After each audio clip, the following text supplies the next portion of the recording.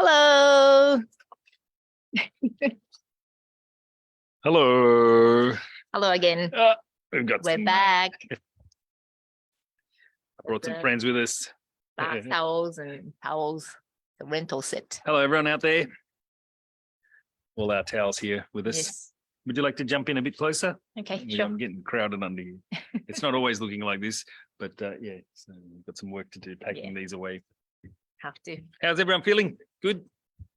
I hope so. How are you feeling? I'm good. Excellent. I just had a bath, so I'm really kind of a bit Relaxed. too relaxed here. The last week's show, I got to say thank you to Kiyomi Makai. That was for joining us. Yeah, Nice. if you haven't seen any of her stuff, please check it out on the net. She is brilliant. She is the queen. She's the queen of speaking the live streaming The thing. live stream queen. Yeah. She is, and we're very fortunate because normally we see her on just on the live things, and she's amazing. And to see her in person, she's even more unbelievable. She's incredible, and she just keeps going. Yes. Unbelievable, 24/7, really just moving on and on. But we did see a different side to her last time. Oops.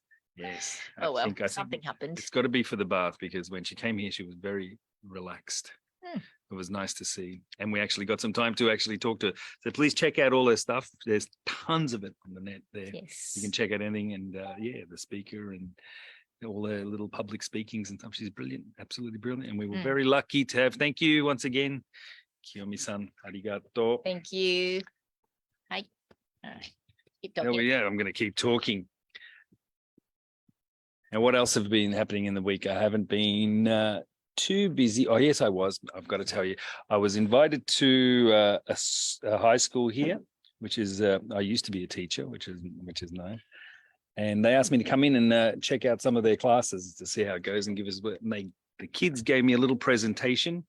They're about 15, 16-year-old kids, and absolutely brilliant school. What's the name of the school? I forgot. Sanjo. Not university, high school. Sanjo High School, very nice high school. One of the better ones, one of the best as far as in this area. Yeah, it's very prominent high school. But the kids put it on a really nice display. It was all English, complete in English. They came and took me. They brought me from the gates, brought me in the classroom, and said, "Mr. Burrows, we're going to give you a demonstration of our English levels," and they put on a nice little show, and I just had to sit there and listen to it. And it was a history class, which was even better. So it wasn't something just regular. It was a very I was, okay, serious stuff. Japanese history, all about the samurai and Bushido. I did know a lot about it. Yeah. So I pretended like I didn't. But good. I did know a lot about it. So we did. They talked about the history of Japan, and a brief one. The three different types of history. One was the modern style history, in which they included things like Nintendo and all the Game Boys, but also the older style history with the samurai and Bushido. And I think a lot of people are very familiar with what they've seen on TV, and also some food stuff, which I got to sample, which was yummy. Nice. You love food. Yeah. And then it was funny because that night I was watching TV, and there was a show on about Pompeii, the old place that got done over by the volcano in Italy. Yeah. I was lucky enough to travel through there. It was very interesting. And I like a little bit of history. But it got me thinking about Japan. Yeah. And our onsen and the bath and the history. What do you know about the history of? Oh no. Not that I know much, but I was just curious. I'm sure people out there say, well, yeah, we know this culture in Japan and stuff, but what exactly where did it come from? It comes from down earth. Yeah, but like how does it come to down earth? And then at one point someone says, like, let's build a culture around taking a bath. Do you know anything about that? Well, I'm not really sure about, making the bath into a culture thing, but because it definitely is a culture in Japan. Well, it is. Yeah. We, like, for us, bath is where people communicate, hang around together, and especially, you're gonna be naked to take a bath. So you just be yourself. Yeah. Yeah, you can't hide anything. Yeah. Yeah, you can't really hide the personality either because Well, you're just take one of relaxed. these inside and hold it all over yourself. No, you can't. Oh, you know, you can't. Yes, it's part of it. Yeah, What about the bath itself around here? Do you know much about the history around this place? yeah. This Tokachi area, when they found a bath, actually that was before this before this pioneer came to Hokkaido. So we have people called Ainu Which is the indigenous population, Yeah. the First Nations. So, yeah, in sure. Hokkaido. And I guess they found the bath by spotting wild animals taking like a bath in this mud area. And they realize it's warm and it never gets frozen Mm, because it's a bath. Hot water coming out Yeah. from the ground. thermal springs. Yeah. But this was kind of marshy area though, wasn't it? Like the Mm. mud area where the I guess so. And I guess they realized that those animals are actually healing themselves in this mud. Mm, So they called the mud area like a medicine mud or something. that's the word for it. Yeah. Something like that. Okay. Yeah, like a healing mud. Okay. So it's That was the beginning of this more onsen right. in this area. Yeah, I can see how that would work, especially if that's where all the cultures come from. We can kind of copy what the other animals do and safety. I know that in the Europe areas where they even had, I mean, it's really an old practice to take a bath because from what I know, I think even in the caves, the old style, right down to the people who were living in caves at the time, there are some pictures that they said where they're drawing the cave pictures, the earliest forms, that there were pictures of people taking bath and things like that, hunting animals.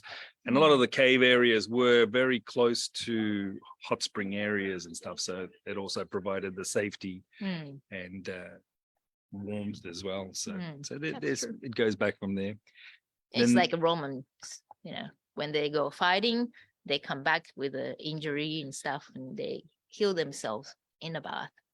Yeah, well, it was quite interesting too, because the Roman baths are also very famous. And right from back then, that was partly because of the engineering that they had going on with all the aqua and the plumbing, the aqueducts and the plumbing. They could afford to have these like elaborate systems where water came in and water went out, and that came from the Egyptians too. They were very they were right into their bath areas. What about Japan, like the rest of Japan? I know Hokkaido. Do you know much about that? Don't know much about it. I think it started with the Buddhists.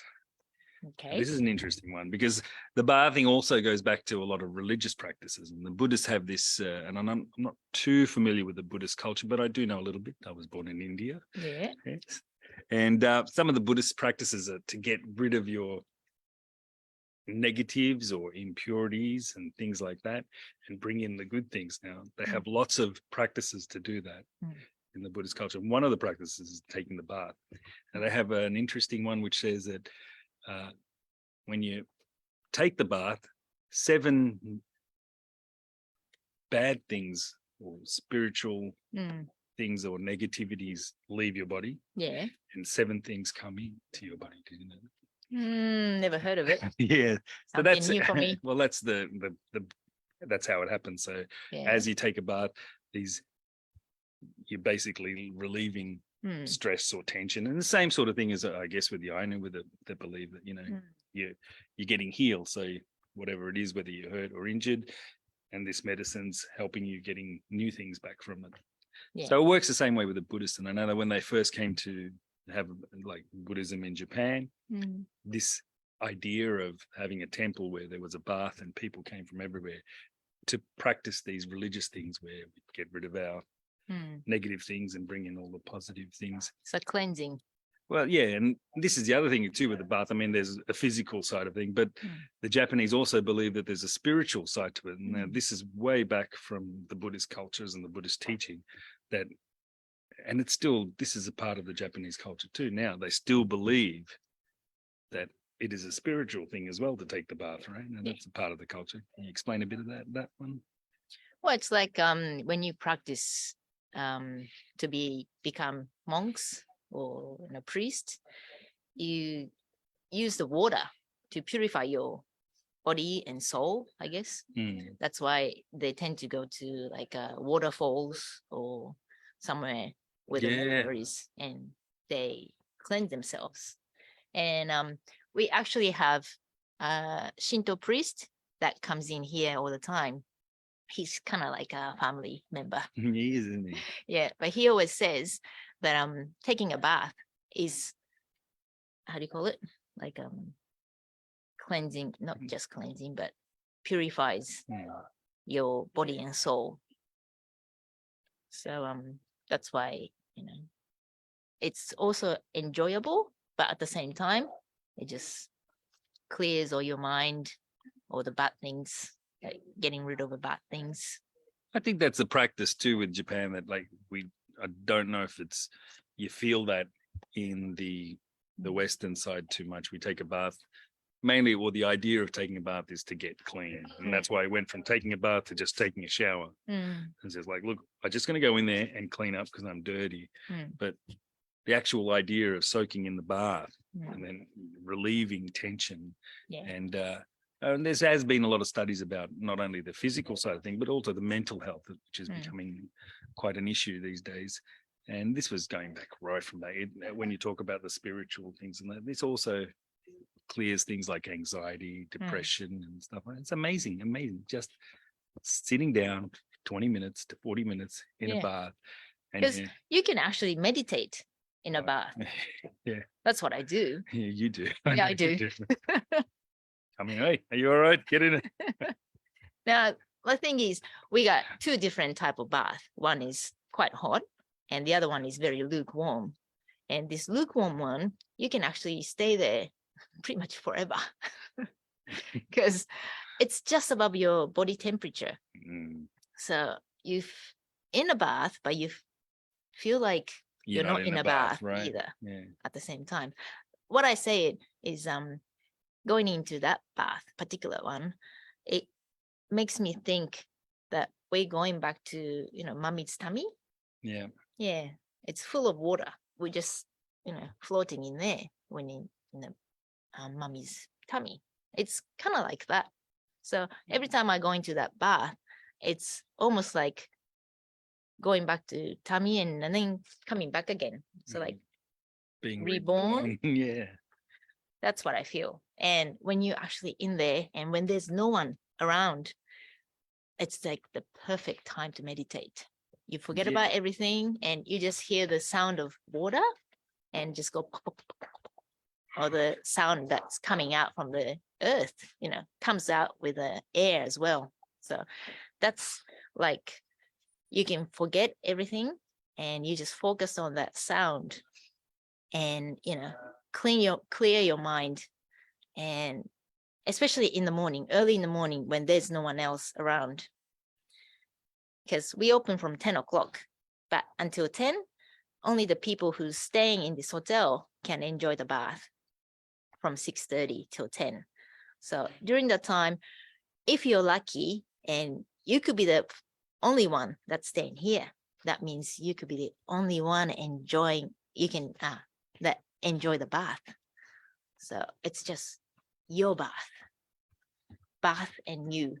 That's when you can just enjoy the most. Yes, and I think that's why we're going back to Kiyomi. That's why she was able to relax. She took full advantage of that, being the only one in the bath. Yeah, pretty much.